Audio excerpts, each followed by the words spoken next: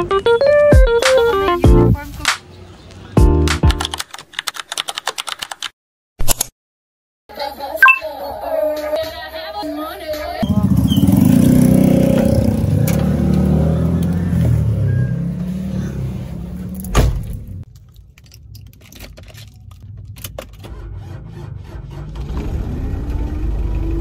is June 20 and mag-e-enroll na ako ngayon sa aking new school. Guess what? Charis! Sa Olfuval, and nakapag-park na ako. Ang luwag ng parking nila dito, babe. Tapos nawala, lumagpas pa ako. Akala ko like, sabi kasi ng kapatid ko, Cebuana yung katabi. Akala ko, Cebuana muna din the parking lot. But, parking lot muna bago yung Cebuana. And ang laki nung ano niya. Ewan ko, ba't nahihirapan ako mag-park kasi ang laki niya. But, we're here. Samahan niyo akong mawala dito kung saan man ako mag-e-enroll. Independent a woman thing. Charis. It's currently 7:44 a.m. Later, mga siguro 7:50, bababa na ako and then I'll go to the Rice Tower sa may Dambana. So, yeah.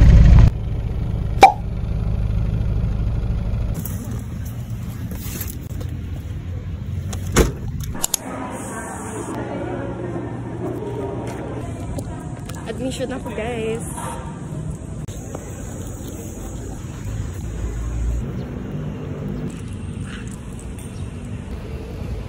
Admission na daw ako. Hindi ko na na-film kanina kasi busy so much.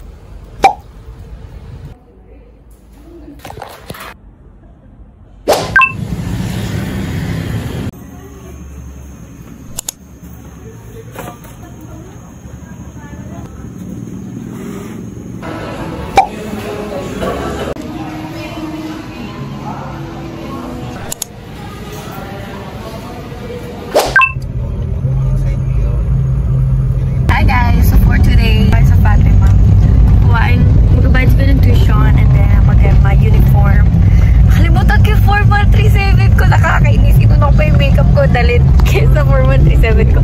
Pero dadalhin ko na lang siya sa pagpasok ko. Doon ko na lang siya papasok. Pero ngayon, at least may uniform. Di ba ako makapagbayad eh, though? I think. So, yeah.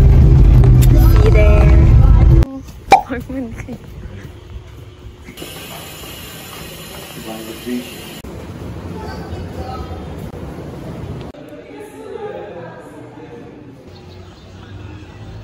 Hi guys!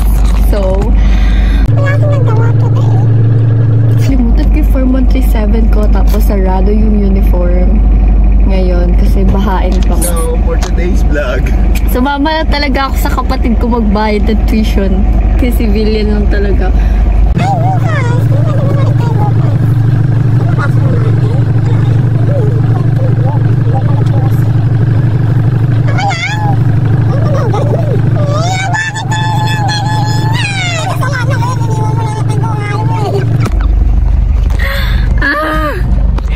Magsisibilin lang sa Monday or kukuha ko yung uniform ko bukas.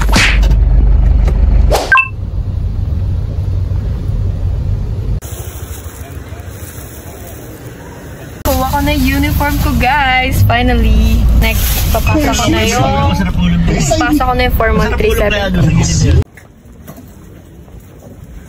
Hi guys, so napasa ko na yung form 137 ko. Tapos nakuha ko na yung uniform ko.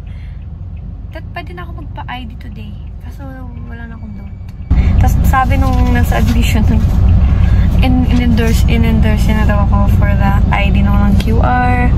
Pero sabi nung sa magka-ID, kailangan daw may QR code. So sa Monday na lang ako. And at least nag-uniform na ako pag nagpa-ID ako. So yeah, sa first day of school vlog ko na lang isasama. Thank you guys for watching.